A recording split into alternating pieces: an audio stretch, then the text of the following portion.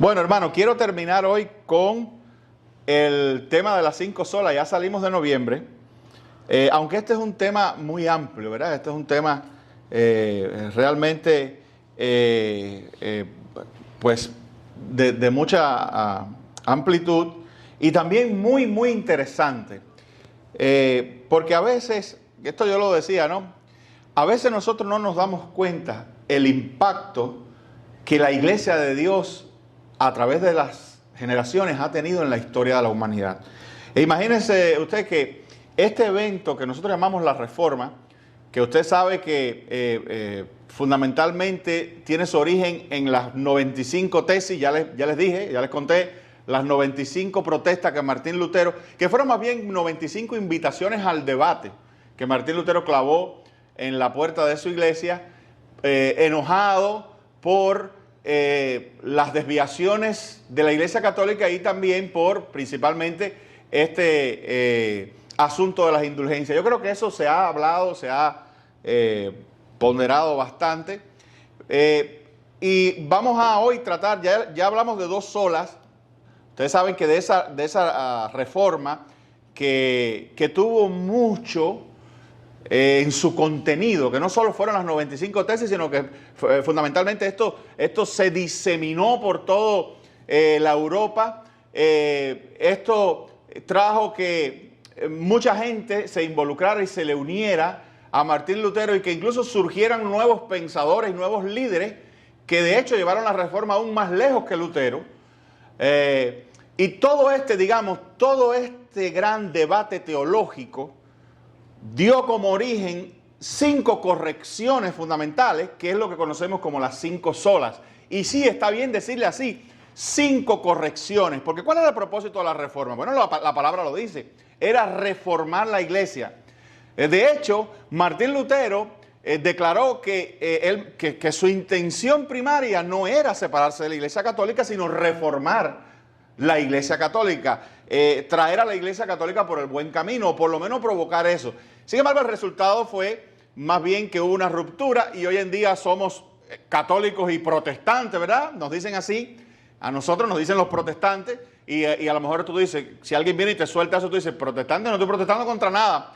Bueno, de ahí viene el nombre porque precisamente esas de las 95 protestas de Martín Lutero, pues con el tiempo se nos dice protestante, se nos dice evangélico. El término reformado, aunque yo me considero reformado también, pero después la palabra reformado pasó a ser un poquito más distintivo de cierta doctrina. Después en algún momento hablaremos de eso, pero te digo porque hoy en día se le llama reformado generalmente a las personas que son partidarios de ciertas doctrinas de la gracia, las doctrinas que se conocen con un acróstico que va TULIP. Son las 5 doctrinas de la gracia, fundamentalmente sistematizadas por ese gran reformador llamado Juan Calvino, pero esa es otra historia. Más o menos te estoy diciendo esto para que tú sepas de dónde viene lo de protestante o protestantismo. Y cuando se refiere al protestantismo, por lo general se refiere a la iglesia que no es católica. Por lo general ese es un término sombrilla que agrupa o que cubre a todas las denominaciones que no son católicas. Entonces, independientemente de lo acepten o no, a los bautistas nos van a decir protestantes, a los metodistas nos van a decir protestantes, a los presbiterianos le dicen protestantes, etcétera, ¿verdad? Y también se les dice evangélicos. Es otro término un poco más moderno, un poco más de acá, que también nos sirve. Son todos términos aceptables, pero siendo cristianos el mejor de todo, ¿verdad? Es el que yo prefiero. Y da la casualidad, fíjense, a veces la gente, y yo me he percatado de eso, hace distinción entre católicos y nosotros, llamando a los católicos católicos y a nosotros cristianos. No sé si está fijado. Pero hay gente que dice, no, él es cristiano. Y lo que quiere decir es que tú no eres católico. No lo están diciendo quizás por, no sé, por un halago, sino lo están diciendo porque en su mente hacen esa separación de que católicos, no, estos son los cristianos, ellos son los cristianos, los aleluya, ¿sabes? A veces nos hacen esa distinción, lo cual me sirve. Me encanta que me digan cristiano, pero lo prefiero que me digan católico, ¿verdad? Que por cierto, hablando un poco para precisar, el término católico, para que tú entiendas, y sepas bien, el término católico lo que quiere decir es universal. Eso es lo que quiere decir. Es una palabra latina que quiere decir universal. Pero eso es otra historia. Estamos en, digamos, estas 5 correcciones que salió de todo de toda esta, pudiéramos decir, catástrofe teológica para bien que surgió en el 1517, un día 31 de octubre, cuando Martín Lutero comenzó esto. Ahora, vamos después, más adelante, probablemente la semana que viene o algo así, yo quiero usar un domingo para ver las influencias más importantes que tuvo la Reforma, porque esto te va a volar la cabeza y tú ni te imaginas todo lo que hoy en día somos, todo lo que nos rodea, incluso este país que llamamos los Estados Unidos, cuánto le deben, y el mundo moderno, cuánto le debe a la Reforma. Imagínate tú que la Reforma que ocurre en el medioevo, producto de sus características, de lo que resultó siendo, trajo un despertar del conocimiento y la ilustración. Esta no es la ilustración como tal que se conoce después con la Revolución Francesa, eso es otro periodo, pero sí trajo la Reforma un tremendo despertar del saber y del conocimiento en la gente. Y todo se fue dando escalonadamente por una cuestión muy interesante. Muy simple, parece simple, pero fíjate tú qué cosa. Y tiene que ver con la primera sola. Bueno, tiene que ver con todas, pero principalmente con la primera sola. ¿Te acuerdas que la primera sola cuál fue? Sola Escritura. Los reformadores querían poner a la Biblia al centro de la vida cristiana y de la vida cristiana del individuo. Pero para eso, ¿qué hizo falta? Bueno, en primer lugar, hizo falta traducir la Biblia, porque la Biblia estaba en latín. Y nada más la dominaban los sacerdotes y los académicos en las universidades, etcétera, pero el pueblo no sabía, no conocía la Biblia. La Biblia que el pueblo conocía era la Biblia que el sacerdote en latín le presentaba. Y él ni siquiera la podía entender. Entonces, ¿qué hizo la idea de la sola Escritura? No hace falta intermediario, la Escritura tiene que estar al centro, la Biblia tiene que ser para todos, para todo el pueblo. Pero eso llevó a otro problema. ¿Cuál es el problema? Ok, tú me la traduces en mi idioma, pero es que yo no sé ni leer en mi propio idioma. ¿Qué llevó eso? Que la Reforma desplegó un apasionado movimiento de alfabetización. Porque la Escritura había que ponérsela en el idioma vernáculo de la persona, pero al mismo tiempo entonces las personas tenían que tener la capacidad de leerla, porque estamos hablando del medioevo. Y muchísima gente no sabía leer y escribir. ¿Qué sucede? Que esto incentiva lo que te estoy diciendo. Incentiva la alfabetización. ¿Y la alfabetización qué incentiva? El estudio. ¿Y el estudio qué incentiva? Bueno, el surgimiento de casas, de estudios, de universidades, etcétera, etcétera. Y todo esto fue creando un tremendo progreso con los años a partir de algo tan pequeño como la Reforma, especialmente la idea de sola Escritura. Amén. ¿Y qué trajo como resultado el conocimiento, la preparación y el estudio? Pues efectivamente de que las sociedades se fueron desarrollando y no es descabellado decir que la Reforma sacó la humanidad del medioevo. La Reforma sacó a la humanidad de la oscuridad, del ostracismo, del oscurantismo y produjo sociedades y hombres más capaces, más preparados. Amén. Siempre todo, y esta es la otra sola, para la gloria de Dios, porque en aquella época no existía el secularismo que existe hoy. Fue para la gloria de Dios, pero generó una sociedad y generó épocas y tiempos de mayor conocimiento, emprendimiento, de capacidad del individuo. Y todo eso, si te pones a pensar, obviamente todo eso siguió para adelante y fue creando los grandes inventos y fue creando, por ahí, después vamos a hablar de eso, pero por ahí viene ya surgiendo el capitalismo de todo este desarrollo. Pero bueno, yo prometí que hoy íbamos a terminar. Entonces habíamos visto las 5 solas. Nos habíamos basado en Romanos 1:17, donde Martín Lutero se convierte con este texto, Porque en el Evangelio la justicia de Dios se revela por fe y para fe, como está escrito, mas el justo por la fe vivirá. Martín Lutero es liberado y se da cuenta que él lo único que tiene que hacer, que él no tiene que autoproducir un hombre justo, capaz de cumplir con todo lo que Dios demanda. No, él tiene, eso ya Dios lo hizo y él lo que tiene que recibirlo. La justicia de Dios no se basa en la perfección de Martín Lutero.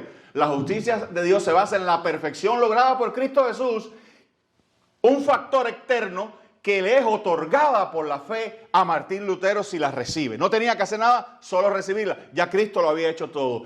Y allí Martín Lutero es liberado. Entonces, bueno, ya vimos la sola escritura. La sola escritura, déjame decírselo otra vez las 5 y después vamos a... Sola escritura, ese lo vimos. Solo Christus, ese también lo vimos. Sola fide, que es sola fe. Soli Deo gloria, o sea, solo a Dios gloria. Me faltó sola gratia, sola gracia. Ahí nos quedamos. Bien, la sola gracia. La sola gracia fue la corrección teológica de que la salvación es un don de Dios. Y Martín Lutero ya se estaba haciendo experto en esto por lo que te acabo de explicar. Que la salvación es un don de Dios. Por tanto, es algo que el pecador recibe de forma inmerecida, basada en los méritos de Cristo, alcanzados durante su vida, muerte y resurrección. Amén. La sola gracia, entre otras cosas también, le aclaró al pueblo, a todos los que cayeron bajo este movimiento y bajo estas enseñanzas, que el ser humano no necesitaba añadir obras, ¿verdad? Que el ser humano no necesitaba tener que estar haciendo cosas externas o con su cuerpo, o pagando promesas, o encendiendo velas, o haciéndole caso a lo que decía el cura o el cardenal, etc. Sino que el ser humano recibía la salvación no por lo que hacía, sino por recibirla por la fe como un regalo de Dios. Y que era todo lo que el hombre necesitaba. Amén. Entonces, esto fue verdaderamente maravilloso para la gente de esa época entender. Recuérdense, vamos a echar un poquito para atrás. Recuérdense que Lutero, cuando Lutero tenía este conflicto interno, que él decía, ¿cómo un Dios santo y puro va a querer a alguien tan corrupto como yo? Y él tenía razón. Entonces, pero él veía que no había manera, porque él sabía que él no tenía los recursos, los medios de agradar a Dios de agradar a un Dios perfecto. ¿Por qué? Porque como dice Pablo, yo sé que en mi cuerpo no mora el bien. Y él descubría el conflicto entre el pecado, entre su carne, la tendencia de su carne, contraria a Dios. Y él decía, ¿cómo podrá uno ser salvo? Déjame decirte que algo más o menos igual, a una conclusión parecida llegó el apóstol Pablo cuando dijo, miserable de mí, ¿quién me salvará de este cuerpo de muerte? Es la misma conclusión. Amén. Es la misma conclusión. Es descubrir el problema de la incapacidad del hombre de salvarse por méritos propios. A eso vienen los reformadores y le dicen, no, la salvación es un regalo de Dios. El descanso, el alivio del creyente es que lo único que tiene es que con el brazo de la fe agarrar eso que Dios, o abrir la mano y recibir eso que Dios le está ofreciendo. El ser humano no necesita más nada. Solamente la gracia de Dios. Y la gracia de Dios es perfecta, es completa, ¿verdad? Es concluyente. ¿Tú no has visto gente que piensa que a la gracia de Dios le falta algo? Le faltó algo. La gracia de Dios es completa. Cristo dijo, consumado es. No hay que añadirle nada. Además, no es por obra, entre otras cosas, no es por obra, dice la Biblia, para que nadie se gloríe. Hoy en día hay muchos cristianos por ahí confundidos, equivocados, que se piensan que ellos son de alguna forma colaboradores en su propia salvación. O sea, ellos son el pedacito de la gracia que faltó. El pedacito de la gracia que le faltó, aquí estoy yo para ponerlo. La gracia de Dios es completa, es concluyente. Amén. Cuando el Señor deposita en ti su gracia y te salva, tú eres salvo, no medio salvo, ni salvo por un tiempo, ni salvo incompleto. Eres salvo una vez y para siempre. Tienes decía Juan, os escribo a vosotros, hijitos, para que sepáis que tienen vida eterna. Amén. Vida eterna. Tú no tienes que mantener algo que en primer lugar no es ni tuyo. Dios te lo dio. ¿Cuál es la respuesta a la gracia entonces, pastor? La respuesta a la gracia es, te voy a decir cuál es: agradecimiento. El motor impulsor de los actos humanos que vienen posterior a la gracia es el agradecimiento. Yo no obro para completar algo a mi salvación o a la gracia de Dios. Yo obro porque estoy agradecido con mi Salvador, que me escogió y me llamó y me sacó de las tinieblas a su luz admirable y me ha puesto como su hijo. Entonces el corazón, el verdadero corazón devocional del creyente es un corazón de agradecimiento. Y hemos hablado de eso también en estos, de agradecimiento. Pero tú no necesitas más nada, solamente la gracia. Amén. Mira lo que dice Efesios 2, del 4 al 9.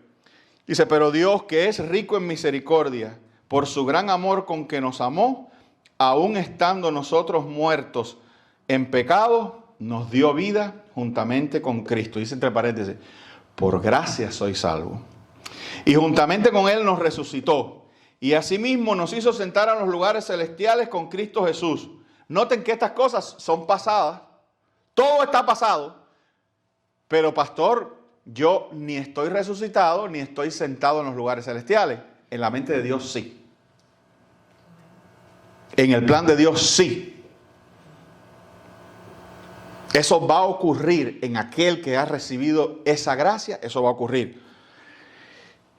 Dice, asimismo nos hizo sentar en los lugares celestiales con Cristo Jesús para mostrar en los siglos venideros las abundantes riquezas de su gracia en su bondad para con nosotros en Cristo Jesús.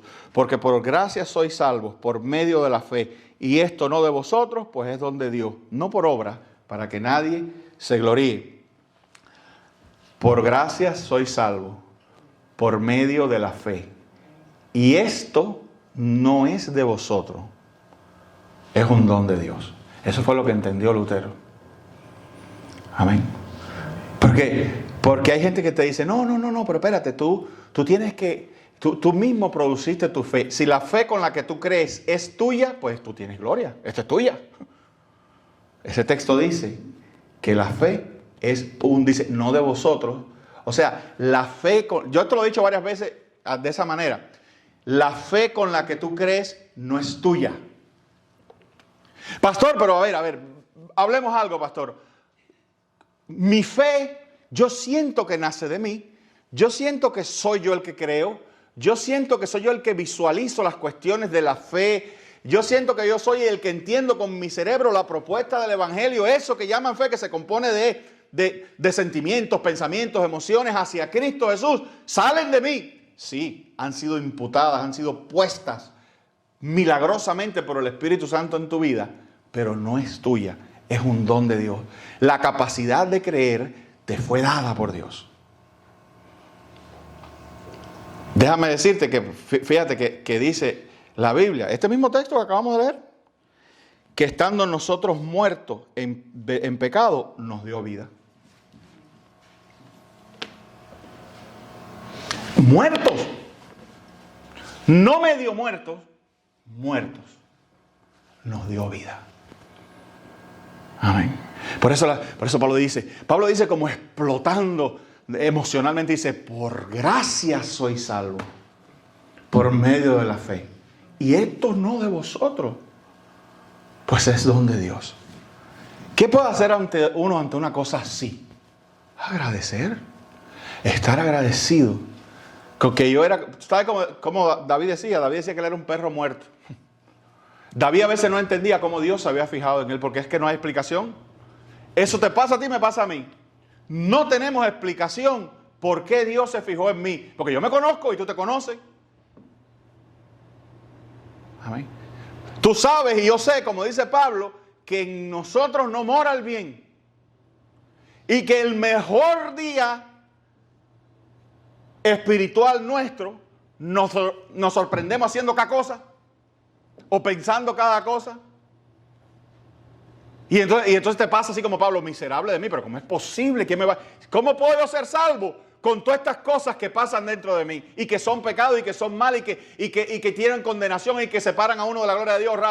¿Cómo es posible? Dios mismo.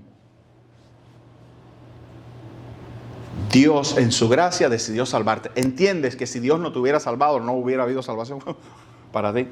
Porque no existía en la creación manera posible de salvar una humanidad caída. Solamente el mismo Creador podía hacerlo. Y el mismo Creador lo hizo. Por gracia soy salvo. ¿Quién obligó a Cristo a venir en la cruz a morir? Nadie, absolutamente nadie. Eso salió de Él. Eso salió de la divinidad. Él lo dijo, dice, nadie me quita mi vida. Yo mismo la pongo. Y entonces si tú vas, en este mismo texto, un poquito más arriba, si tú vas más atrás, en Efesios 1 dice que todo fue por amor. Si imagínate tú que tú y yo éramos espiritualmente probablemente lo más horrible en comparación con la pureza y la santidad de Dios, y dice la Biblia que Dios nos amó. Porque la única explicación que hay en la Biblia de por qué, tú nunca te has hecho esa pregunta, porque a los seres humanos nos gusta mucho eso, los por qué. Pero si tú un día con honestidad te haces así, te sientas en tu casa y dices, pero ¿y por qué Dios me salvó? Si eso que dice el pastor es verdad, ¿y por qué me salvó a mí? Es un poco misterioso esa respuesta, pero lo que la Escritura sí dice dos cosas. Dice, por amor a sí mismo, Dios quería mostrar su amor y su gracia en seres humanos. Pero cuando tú ves a la motivación, el por qué, dice, porque te amó en amor. Pero lo más bonito, mira, esto es tan complejo porque tú no entiendes amor. Fíjate, tú no entiendes lo que es el amor si no tienes otra persona. No existe el amor en lo abstracto. De ti no sale amor hacia nada, ¿verdad? Tú amas y ya el simple hecho de amar presupone otra cosa, el objeto de amar. Amén. Sin embargo, la Escritura dice que el amor de Dios es original, fluyó de Él hacia ti. No es el reflejo de que hubiera sido el reflejo. Por ejemplo, tú miras a una persona y tú lo amas, ¿por qué? Porque es lindo, porque habla bien, porque es bueno, porque tiene buen corazón. ¿Te das cuenta? Es como que si el amor fuera un reflejo que rebota en lo que la persona es. Dios no. El amor de Dios se originó de Él hacia ti. Dios escogió amarte y bendecirte. Esa es la gracia de Dios. Querido, amén.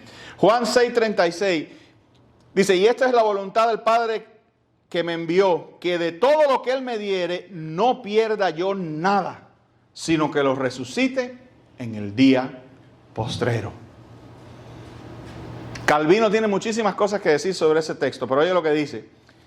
Y esta es la voluntad del Padre que me envió, que de todo lo que Él me diere, recuérdense que hay otro texto que dice, ninguno puede venir a mí si el Padre no le trajere. ¿Se acuerdan? Es eso mismo.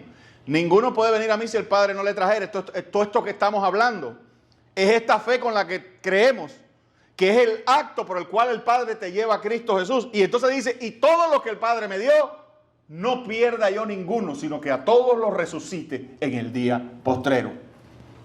Estamos en la barca de Jesús. Estamos preservados y protegidos por Cristo mismo. Amén. Segunda de Timoteo 1, del 9 al 10. Tengo que correr aquí. Dice, quien nos salvó y llamó con llamamiento santo, no conforme a nuestras obras, sino según el propósito suyo y la gracia que nos fue dada en Cristo Jesús antes de los tiempos de los siglos. ¿Sabes lo que dice ese texto? ¿Qué es lo que es antes de los tiempos? Antes del tiempo. Esa es una referencia a la creación misma, al origen de todo, al día cero, al minuto cero, al instante después de que Dios dijo sea. Antes de eso, antes de que tú existieras y el mundo existiera objetivamente, amén, ya Dios nos había concedido su gracia, como por adelantado, ¿tú sabes? Antes que existiéramos. Es más, hay un sentido en que podemos decir que tú y yo nacimos en la gracia, porque antes de la fundación del mundo ya Dios había determinado que nosotros fuéramos sus hijos. Y la gracia que nos fue dada en Cristo Jesús antes de los tiempos de los siglos, pero que ahora ha sido manifestada por la aparición de nuestro Salvador Jesucristo, el cual quitó la muerte y sacó a la luz la vida y la inmortalidad por el Evangelio. Oye, qué palabrota esa, la inmortalidad. Cristo vino a repartir inmortalidad a un mundo que estaba muriendo. Y ese es el consuelo que tú y yo podemos tener en la medida en que vamos viendo que la mortalidad se va haciendo una realidad en nosotros. Yo quiero que tú sepas, tú nunca vas a morir. Tú eres inmortal. ¿Cómo no, pastor? Si yo veo cristianos que se mueren y lo entierran. Esa es la puerta. Ese es el tránsito. Acuérdate que muerte es separación. Tú eres inseparable de Dios. Aún en la muerte Dios estará contigo. En la resurrección Dios estará contigo. En el reino por venir, cielo nuevo y tierra nueva, Dios estará contigo. Tú eres inmortal. Otra vez, recuerda, muerte es separación. Tú eres inseparable de Dios. Porque en un final la muerte va a ser estar excluido de los beneficios y de la gloria de Dios por siempre. Amén. Viene el otro, sola fe.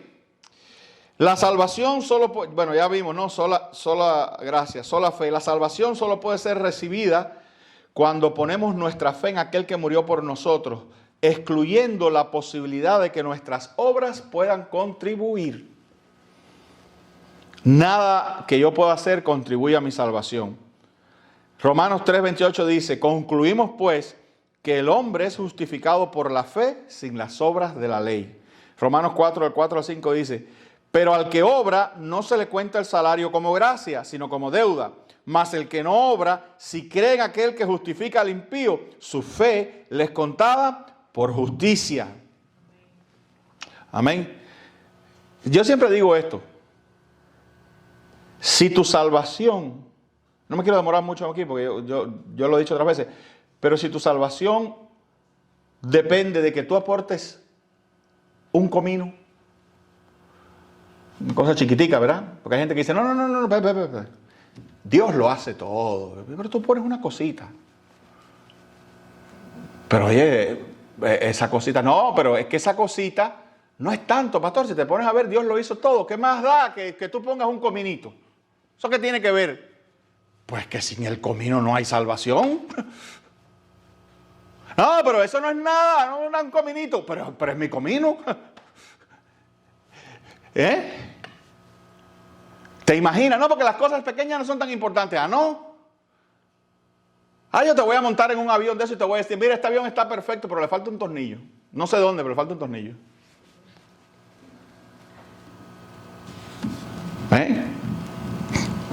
Está bien, el avión está completo, está todo, solamente que mira, este tornillo le falta y yo no sé dónde va. ¿Y si va en un ala?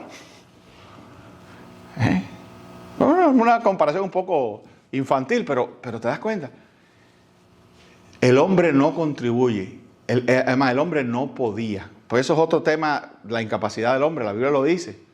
La Biblia expresa que el hombre es incapaz para salvarse a sí mismo, a menos que Dios haga una obra sobrenatural en él. Y el hombre cree, pero cree a través de ese milagro que Dios hace, que implanta en su corazón el nuevo corazón. Como dijo algún día, la Biblia habla de que os daré un corazón nuevo. Entonces, si te tengo que dar un corazón nuevo, quiere decir que el viejo no sirve. Amén. Si Dios te dice, pondré en ellos corazón nuevo, corazón de carne, quiere decir que el otro no servía. Solo a Dios la gloria. El propósito de la salvación que recibimos es glorificar a Dios, poner de manifiesto las excelencias o virtudes de su carácter. Mira lo que dice Efesios 1, del 4 al 6. Según nos escogió en Él antes de la fundación del mundo, para que fuésemos santos y sin mancha delante de Él, en amor, habiéndonos predestinado para ser adoptados hijos suyos, este es el texto que hablaba ahorita, por medio de Jesucristo, según el puro afecto de su voluntad. ¿Para qué? Para alabanza de la gloria de su gracia, con la cual nos hizo aceptos en el amado. ¿Tú sabes lo que ese texto está diciendo? Así sencillito, que tú has sido salvado, para que precisamente tú te deleites y te maravilles en esa idea de que el Dios santo y poderoso y glorioso y perfecto te salvó a ti y a mí. Por eso dice, es para alabanza de la gloria de su gracia, esa gracia con la cual nos hizo aceptos. Los que éramos inaceptables, hemos sido aceptos en Cristo Jesús, porque Cristo pagó, Cristo tuvo que morir. En Cristo Jesús nos hizo aceptos en Él. Entonces Dios quiere que tú te deleites en eso. Hay cristianos que tienen miedo mostrar mucha, no, pero no te rías mucho, no te goces mucho, que eso es, ¿por qué no? Si Dios no me ha llamado precisamente ni a la tristeza, ni al berrinche, ni al resentimiento, al contrario. ¿Tú te has fijado eso? Esto te lo he dicho también otras veces. ¿Cuánta gente en este mundo no te han aceptado? Bueno, pues Dios te aceptó. Bueno. No sientes una alegría, no te da como una emoción de momento cuando lo piensas. Piensa quién te rechazó una vez. Nadie de los que te haya rechazado a ti le llega a los carcañales a Dios, ni uno. De hecho, ellos mismos, si no entran por el mismo aro que entramos nosotros, un día se van a dar cuenta de que a ti, que ellos te rechazaron, pero Dios te dice, buen siervo y fiel, entra en el gozo de tu Señor. Eso tiene que producir en ti un gozo, una alegría de compartir, de hablar a otros, de alabarle, de cantarle, de ser mejor espiritualmente, de pecar menos y ser más santo, de estudiar más la palabra, de conocerle para su gloria. Es todos los días vivir, Señor, ¿cómo yo puedo? Porque ¿qué es lo que es mostrar la gloria de Dios? Mostrar la gloria de Dios es hacer a Dios bello. Hacer a Dios hermoso. Mostrar a Dios como realmente es. Hay dos maneras de hacer eso, con mis palabras y con mis actos también. Hay gente que con sus actos hacen a Dios feo. Afean. No es que Dios lo sea, sino en la mente del que lo está viendo lo hacen feo. Amén. Sin embargo, hay gente que por su vida, por su conducta, la gente tiene una idea maravillosa de Dios porque dice, oh, mira cómo ella es, mira cómo él es. Tiene un carácter, tiene un... Y no te estoy hablando de que tengas que estarte riendo con todo el mundo por ahí. Hay un error con eso. Lo que embellece a Dios, la Biblia no dice que Dios anda riéndose, ¿verdad? Ja, ja, ja, ay, qué lindo, ni Dios. ¿Tú has visto a Dios diciendo, ay, qué lindo, qué bueno es? A nadie.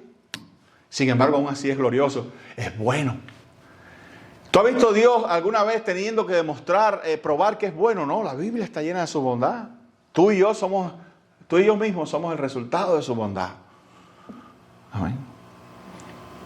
Entonces, la gente ve a través de nosotros la gracia, la belleza, la justicia de Dios por cómo nosotros nos comportamos o como nosotros hablamos. Amén. El cambio en nuestras vidas habla de la gloria de Dios. ¿Tú te imaginas que una persona desahuciada del mundo, moralmente desahuciada, por ejemplo, pueda convertirse en un maravilloso, respetado líder o hombre o mujer de Dios? ¿De quién habla eso? Del que hizo esa obra. Entonces, la gloria de Dios, solo a Dios gloria, es solamente Él se lleve la belleza, el mérito.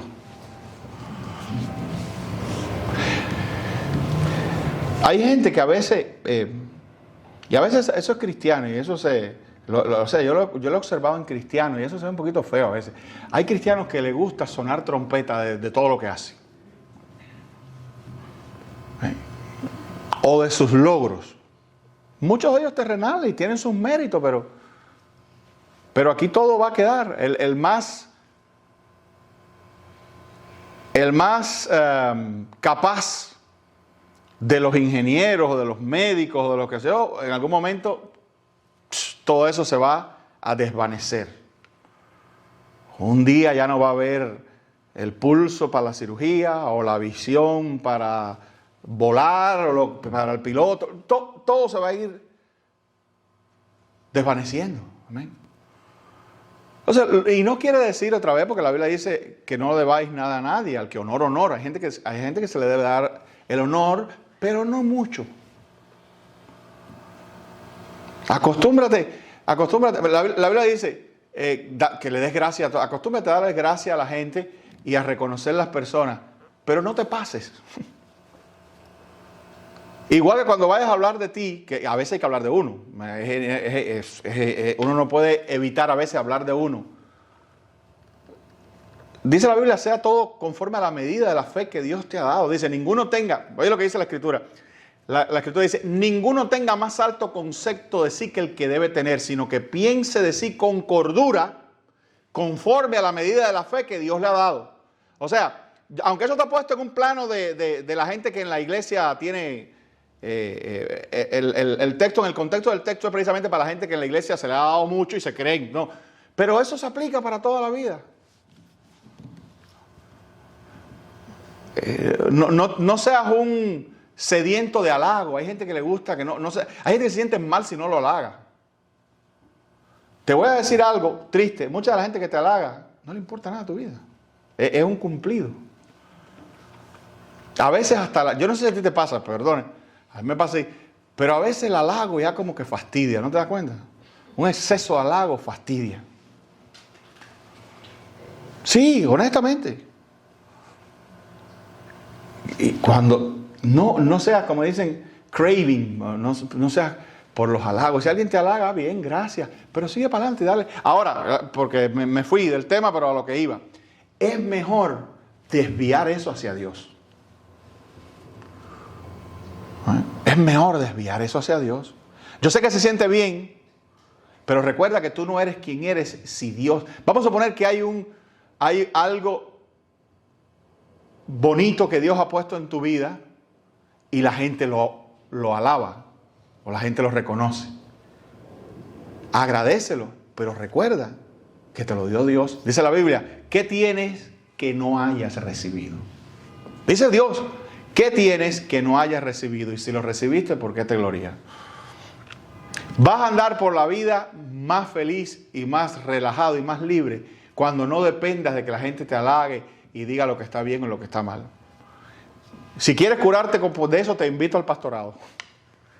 Para que veas gente que no te quiere como te halagan y gente que sí te quiere pero no dice nada, pero cuando hace falta están allí. ¿Verdad? Así es la vida. Así es la vida. Dale solo la gloria a Dios. Yo a veces estoy en lugares donde están los cristianos hablando y ahí están y elaborando sobre lo que han hecho, donde han estudiado las carreras que tienen y es lo mismo. A veces en cada reunión es el mismo tema, la misma cosa. Tienen necesidad de decirle a todo el mundo lo que han estudiado, lo que han hecho, cómo se han preparado. Hay pastores que a veces los presentan por ahí y tienen más títulos. Pero una cantidad de títulos y hay que decírselo todo. Y ahora va para hablar. Y, hermano, créanme, no es un reproche. Que la gente sea como le dé la gana, ¿sabes? Si les gusta eso, que le digan. Pero yo recuerdo que yo antes oía mucho la radio cristiana allá en Houston. Y y oía a los pastores predicar, pastores conocidísimos uno detrás de otro, pero y ahora con ustedes el pastor, maestro, ministro, doctor, reverendo, fulano de tal. Y yo digo, Dios mío, ¿cuántos títulos? Pastor es suficiente, ¿verdad?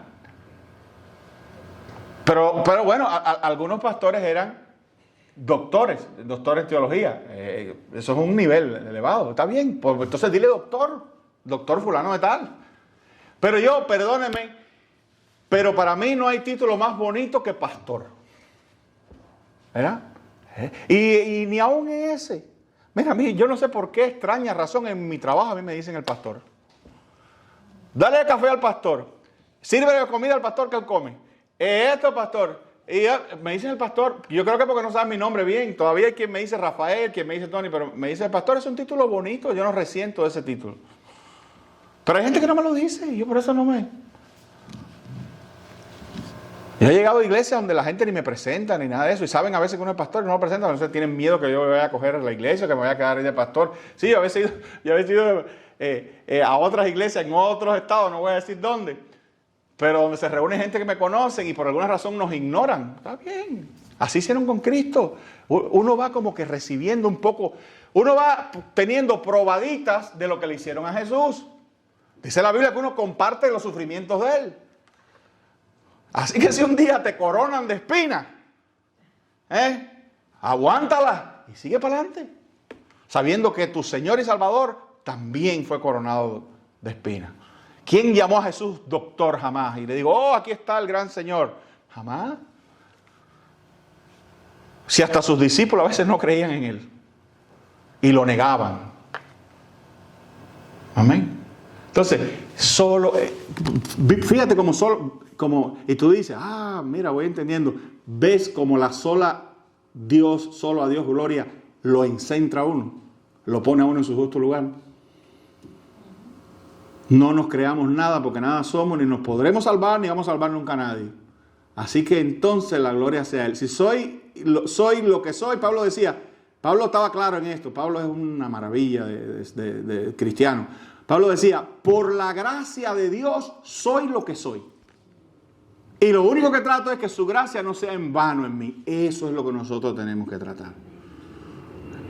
Que sea lo que seamos, bueno, inteligente o no, rico, pobre, melancólico, sanguíneo, calladito, hablador, lo que sea, la gracia de Dios no sea en vano, sino que todo lo que somos sea puesto, ¿verdad?, en sus manos para que Él lo use para su gloria. Y Él lo va a hacer. Que Dios nos bendiga, queridos hermanos.